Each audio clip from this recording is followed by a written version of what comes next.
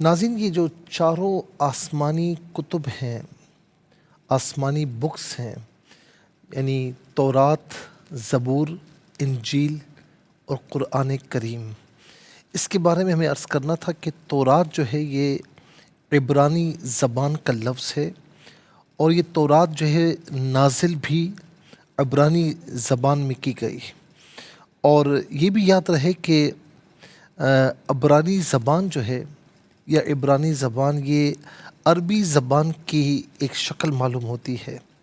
تورات کا معنی شریعت یا ہدایت کے ہیں۔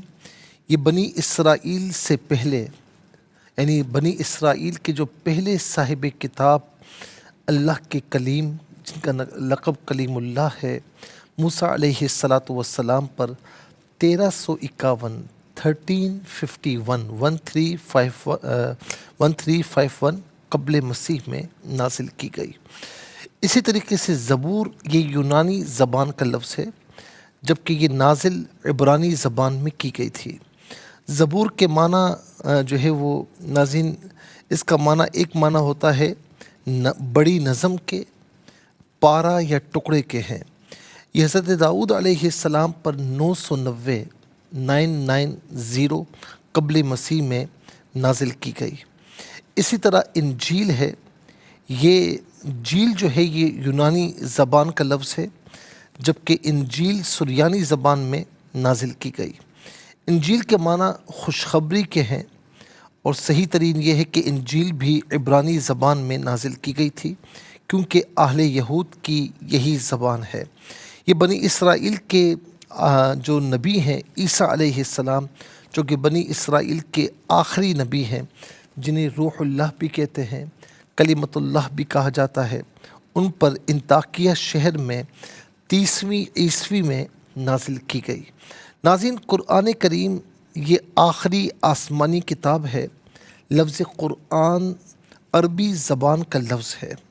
اس کا معنی ہے بہت زیادہ پڑھی جانے والی کتاب۔ قرآن مجید 23 سال 5 ماہ 14 دن کم و بیش اس عرصے میں آخری نبی حضور نبی کریم صلی اللہ علیہ وسلم پر نازل ہوئی۔ قرآن مجید کی جو زبان ہے وہ عربی ہے، اور قرآن مجید 610 عیسوی میں عیسوی تقویم کے مہینے اگست اور اسلامی یا ہجری تقویم کے مہینے رمضان المبارک میں نازل ہوئی، اور شب قدر میں اس کو نازل کیا گیا۔ انا انزلناہ فی لیلۃ القدر، فرمایا کہ بے شک ہم نے اس قرآن کو لیلۃ القدر میں نازل فرمایا۔ قرآن مجید کی آخری آیت 632 عیسوی میں نازل ہوئی تھی۔ اس وقت عیسوی تقویم کا جو مہینہ تھا 31 مئی تھا، یعنی 31 مئی تھا، جبکہ ہجری تقویم کا مہینہ ربیع الاول تھا۔ ناظرین و سامعین، یہ کچھ انفارمیشن چاروں آسمانی جو بڑی کتابیں ہیں ان کے بارے میں تھی، ہم نے آپ کی خدمت میں عرض کی۔